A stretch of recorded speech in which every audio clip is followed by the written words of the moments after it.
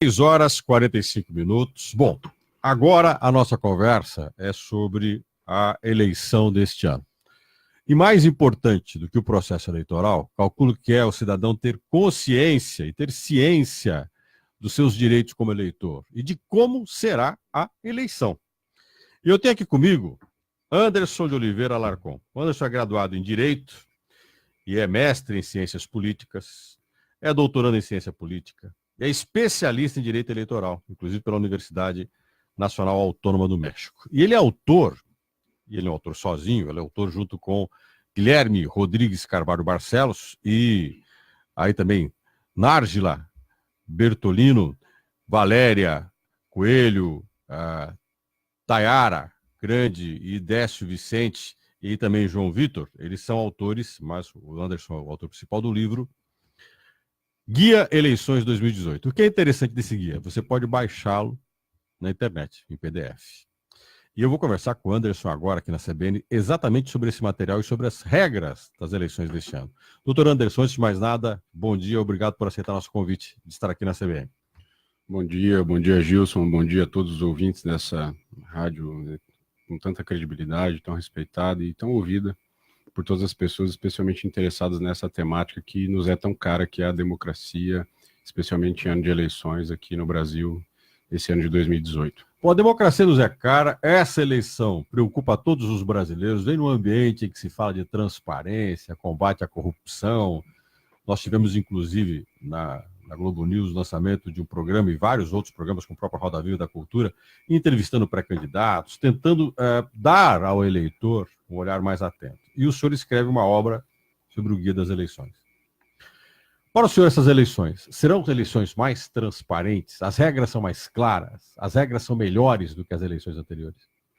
Essa é uma pergunta interessante e que merece uma reflexão, porque nem sempre transparência pode significar algo fácil de se assimilar ou algo melhor. Ou nem sempre ela traz consigo aquela melhoria que nós esperamos e desejamos. As eleições, elas carregam esse aspecto mais transparente, sim, e muito ajudadas e auxiliadas pela questão da internet. Então, para dar aqui alguns exemplos, hoje o candidato, todo o gasto que ele faz na sua campanha, ele tem até 72 horas para informar esses gastos para a Justiça Eleitoral de maneira eletrônica, e tudo isso é divulgado, é ali acessado de forma transparente, portanto, por todas aquelas pessoas que se interessem em saber esses dados que antes, talvez não com essa transparência, não com essa velocidade, aconteciam. Agora, veja que curioso, em que pese mais transparentes de um lado, nós temos um cenário talvez mais confuso de outro. Que nós estamos aí nas últimas 10 eleições, olha que curioso, nós tivemos 11 alterações da legislação eleitoral. Veja, vou repetir. Nos últimos 10 pleitos, nós tivemos 11 alterações. É dizer, para cada eleição, uma legislação diferente. Essa alteração continuada, ela vai na contramão daquilo que se deseja, que é aproximar o eleitor. É fazer com que o eleitor, as pessoas, conheçam melhor as regras do jogo. E a pergunta que se faz, quando se altera com tanta frequência, você acaba dificultando exatamente essa aproximação. Você acaba estimulando um distanciamento do eleitor, uma apatia, um desestímulo ao conhecimento das regras, que são a cada momento alteradas. E para essas eleições não foi diferente. Nós tivemos regras novas, aprovadas no ano passado e que se aplicam e que mudam uma série de questões para essas eleições de 2018. Então, respondendo a sua pergunta, em que pese nós tenhamos hoje, sim, é verdade, um critério um pouco mais denso de transparência, por outro lado, nós ainda estamos longe daquilo que nós chamamos de consertar essa colcha de retalhos que, infelizmente, ainda é o sistema eleitoral, é o direito eleitoral, e que acaba militando em desfavor da população em conhecer essas regras do jogo. Doutor Anderson, das mudanças, quais as mais importantes? Nós temos, por exemplo, essa questão de não financiamento de empresas nas campanhas, mas qual é a mudança que o senhor considera mais importante para essas eleições e que o cidadão tem que ficar atento? Eu não sei se dá para falar uma mudança mais importante, se me permite. eu gostaria de dizer algumas. Então, nós temos aqui agora o Instituto da Pré-Campanha, e que nasceu exatamente do fato de que nós reduzimos drasticamente o tempo de campanha. Então, antes nós tínhamos ali 90 dias de tempo de campanha e reduzimos pela metade ao argumento de que campanha custa muito caro, enfim. E essa redução, em que pese desfrutar num primeiro momento de um aplauso ali do Legislativo e da própria população, ela traz consigo um dado maléfico, porque a eleição, o período eleitoral é justamente o momento destinado ao debate, as pessoas apresentarem as suas ideias, se colocarem, apresentarem as suas propostas. E quando você reduz esse tempo de apresentação, esse tempo de campanha, é claro que você acaba beneficiando naturalmente aqueles que já desfrutam de um apelo maior perante a sociedade, de um conhecimento maior, de um aparecimento, vamos assim dizer, maior, e por outro lado você acaba prejudicando aqueles que desejam se lançar como novos, que desejam se fazer conhecidos perante a comunidade. Então, quando você reduz esse tempo de campanha, você acaba, de um lado, reduzindo recursos, reduzindo gastos, mas você também milita, sob esse ponto de vista da renovação, da apresentação de novas pessoas para o debate da arena político-democrática, você acaba desestimulando e reduzindo essa renovação. Pensando nessa redução de tempo, criou-se a figura da pré-campanha. Então veja que curioso, você tem uma campanha reduzida, mas é necessário tempo para fazer campanha se fazer conhecida. Então agora nós criamos a pré-campanha com uma série de possibilidades. Você pode se apresentar como pré-candidato, com plataforma de ideias, propostas, a gente traz isso aqui, até com um quadrinho de o que é permitido, o que é proibido nessa pré-campanha. Uma outra alteração significativa... Me permite uma pergunta que me veio agora. Nessa pré-campanha, eu posso ter um candidato, como o senhor falou, mais conhecido, que viaja o país todo, que aparece mais, que se mostra mais. Ele pode ser financiado por quem quer que seja, porque ele não precisa prestar contas de pré-campanha? Na verdade, não. O TSE fixou balizas recentemente, inclusive agora, antes do recesso de julho, no finalzinho do mês de junho, nós temos que tomar cuidado na pré-campanha para não reverberar no abuso do poder econômico. Certo. Então, há, de fato, muitos pré-candidatos, inclusive já detentores de mandato, que estão ostensivamente viajando o país, colocando outdoor com praticamente pedido explícito de voto, gastando dinheiro de fontes ali que não são exatamente explicadas. Todas essas coisas são proibidas e podem acabar ocasionando até mesmo a cassação de um eventual registro, o pedido de registro de candidatura de um candidato ou de um interessado, por abuso do poder econômico. Certamente agora, após o registro de candidatura, que se encerra no dia 15 de agosto, questões como essa hão de aparecer, questionamentos, enfim, impugnações de registro de candidatura nessa linha do abuso cometido, a despeito de se fazer pré-campanha, imaginando que estava tudo liberado, certamente aparecerão esses questionamentos. Agora, quando se fala de pré-campanha, se fala também de redes sociais. E nós tivemos ontem uma conferência sobre direito eleitoral, muito importante, que discutiu vários temas e o fake news. Fake news. A discussão da internet, robôs na internet, pessoas que dão informações falsas. Nós temos, inclusive, uma campanha no Sistema Globo, também de rádio, de combate a esse fake news. Como é que um cidadão pode falar assim, isso é mentira? E como é que ele pode denunciar mentira?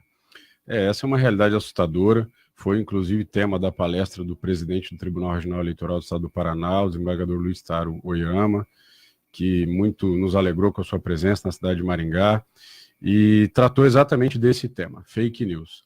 E na sua palestra ele trazia ali algumas sugestões de solução, de combate, de fiscalização, seja na arena do cidadão, seja na arena administrativa, perante as próprias empresas de rede social, seja na arena judicial. Você realizar ali o pedido judicialmente mesmo para que determinados conteúdos sejam realizados. Há uma série de sites e de aplicativos que ajudam a filtrar ou a checar, fazer essa checagem dessa informação para averiguar se ela se enquadra ali como fake news, se ela é falsa ou se ela carrega ali uma veracidade. Então tem até um projeto que ontem nos chamou a atenção, chamado Projeto Truco, é verdade. Entre outras coisas, e entre outros projetos que as pessoas podem livremente pesquisar ali naqueles sites de pesquisa que encontrarão elementos e ferramentas para ajudar a filtrar essa situação. As fake news são absolutamente preocupantes, não só no Brasil, são uma realidade mundial que acabam influenciando efetivamente no resultado das eleições. E a preocupação da Justiça Eleitoral, talvez a principal preocupação da Justiça Eleitoral esse ano, com fake news, não é sem razão, exatamente porque sabemos todos a importância do mundo virtual, da internet, das redes sociais, na vida de todos nós, o impacto que isso nos causa, e temos exemplo nas últimas eleições dos Estados Unidos, naquela campanha do Brexit lá no Reino Unido, salvo engano nas eleições francesas, e a Justiça Eleitoral tem se preocupado com isso, porque uma mentira pode acabar prejudicando muito uma campanha eleitoral, e o resultado das urnas, baseado numa mentira, seja para ajudar alguém, claro, de outro lado prejudicar alguém, é muito preocupante. Isso impacta diretamente nas relações democráticas e no próprio conceito de soberania que se tem, porque olha que curioso, se somos uma democracia, né, democracia, governo do povo, pelo povo e para o povo, como é que o povo governa? Ele governa diretamente, mas também indiretamente, pelos seus representantes eleitos. Então, este momento da escolha, os critérios que motivam o cidadão a escolher alguém, eles são absolutamente importantes. Então, você motivar a sua escolha por motivos ou por questões falsas, por fake news, o resultado disso também falso será, e pagaremos todos a conta. Daí porque a preocupação da Justiça Eleitoral em combater essas fake news, essas notícias falsas que só farão mal à nossa sociedade e à democracia. Uma questão importante, gastos nas eleições. Você tentou combater o financiamento de empresas, se combateu o Caixa 2, mas tem o candidato rico e tem o candidato pobre. Tem o candidato apoiado plenamente pelo partido, pelas coligações, e tem o candidato que não. Vai influenciar o dinheiro que se tem no bolso da campanha? Como que o cidadão pode fiscalizar e qual é o limite para se gastar numa campanha? Essa pergunta ela é muito boa, Gilson, muito boa, assim como toda e qualquer reflexão que vem de você. Eu sou um fã seu, escuto sempre as suas reflexões do seu programa. Porque ela acaba nos levando a uma reflexão talvez um pouco maior. Veja que interessante. Aqui no Brasil, a gente tem uma dificuldade de conviver com a ideia de corrupção, como se a corrupção fosse algo só do brasileiro. Nós esquecemos muitas vezes que a corrupção é algo inato ao ser humano, inerente ao ser humano, e que o que nós precisamos fazer é estabelecer critérios de controle e mecanismos de combate a essa corrupção. Mas me parece que, a despeito de combater essa corrupção, nós estamos jogando a água suja do banho com a criança dentro. Como, por exemplo, nós começamos a acreditar na ideia de que o culpado exclusivo, talvez, pela corrupção, fosse o financiamento de campanha por empresas. Aquela ideia de uma aposta de cavalos. As empresas saíam investindo nos candidatos, e o termo era esse mesmo, investindo. Depois o candidato que eleito fosse, devolveria isso em troca de favores, corrupção, dinheiro, esquemas, etc., etc., para as empresas investidoras. E ao invés, veja que curioso, e aqui é um acadêmico falando livremente, ao invés de estabelecermos mecanismos, sei lá, vamos dar um exemplo aqui, a empresa que doar para o partido A não pode doar para o partido B. Vamos estabelecer um limite para a doação.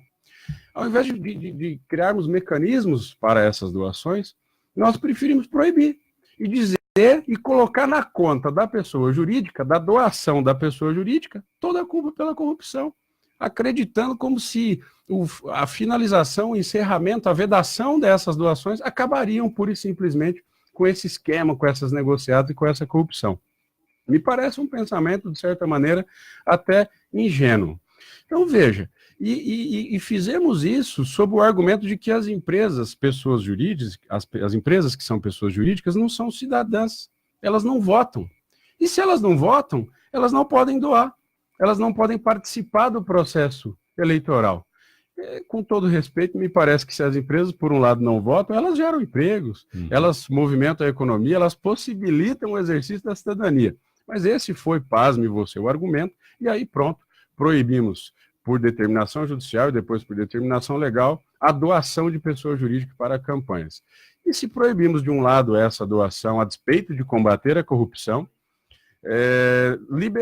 continuamos liberando a doação da pessoa física. Então, qualquer cidadão pode doar livremente o equivalente até R$ 1.064 para qualquer campanha, seja em dinheiro, seja investir o seu tempo, seus recursos próprios. Para além disso, também pode doar até o equivalente a 10% daquilo que recebeu de forma declarada no imposto de renda no ano anterior à eleição. Então, se você declarou lá no imposto de renda que recebeu R$100 mil, você pode doar para o seu candidato até R$10 mil, tudo comprovadamente. Então, se eu receber R$100 mil em um ano, eu posso doar R$10 mil. R$10 mil para a candidatura. E o candidato, candidato, não tem limite. Pode ele doar os seus recursos, investir a quantidade de recursos que ele tem à sua disposição na sua própria campanha, limitando-se, é claro, aos tetos estabelecidos pela própria legislação e a Justiça Eleitoral. Então, para dar um exemplo, deputado estadual pode gastar até R$1 milhão. Deputado federal, candidato a deputado federal, pode gastar até R$2,5 milhões e assim sucessivamente. Eu tenho o meu tempo esgotado, mas eu tenho que fazer uma pergunta que todo brasileiro está se fazendo e que muitas pessoas têm respostas diferentes. A ideia de que o ex-presidente Lula pode ou não ser candidato, devido à lei da ficha limpa. Ele já foi condenado por colegiado. Ele pode ou não ser candidato, na opinião do senhor?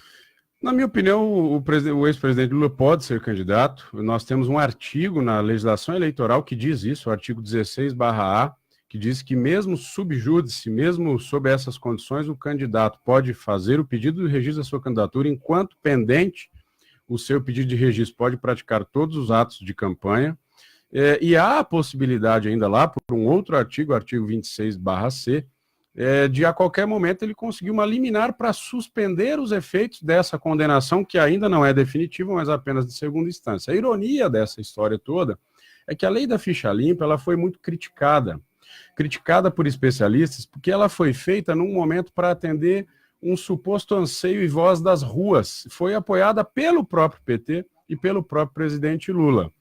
E apesar de criticada por especialistas, naquele momento foram ignorados e a lei chegou, inclusive, a ser chamada pelo ministro Gilmar Mendes uma lei feita por bêbados, de mal redigida, mal escrita, e também porque ali vedava, tolia uma série de direitos. Mas o momento atual exigia, talvez, ali da classe política essa definição, e hoje essa mesma classe política, que deixando a técnica de lado, está agora por ela sendo surpreendida. Esse livro do Dr. Anderson Alarcon é disponível à população por PDF, certo, doutor? Disponível, aonde gratuitamente. A população pode baixar esse livro para poder ler? Pode baixar, em qualquer site de busca, Guia Eleições 2018, no nosso site, barcelosalarcon.com.br. Qualquer critério, qualquer palavra-chave relacionada a nós aqui, você vai chegar nesse guia e vai conseguir baixar gratuitamente o seu e-book. Doutor Anderson, muito obrigado por essa presença aqui na CBN. Estou deixando aqui 3 exemplares físicos para que você possa sortear entre seus ouvintes aqui. A gente arrumar uma forma de encaminhar esses manuais para as pessoas. Obrigado, doutor, pela sua presença. Nós que agradecemos. 11h03.